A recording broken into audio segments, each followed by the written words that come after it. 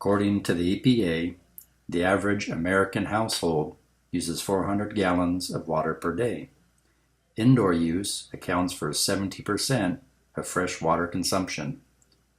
Toilets account for an average of 27% of daily water use.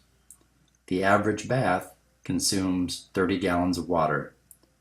An older type washing machine will consume 40 gallons of water per load, while a newer standard type washing machine will consume an average of 27 gallons of water per load. An HE washing machine, or high efficiency washing machine, will consume 14 gallons on average per load. Now, let's talk about landscape irrigation. The average sprinkler head can spray 1 to 6 gallons per minute. If you regularly water your landscaping, that can account for 30 to 50% of your water usage.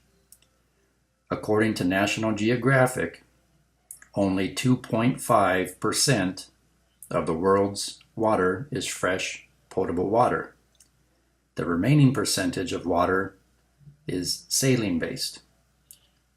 With increasing populations and increased demand on our water supply, the need and importance of greywater recycling and alternative water supply harvesting has never been more important.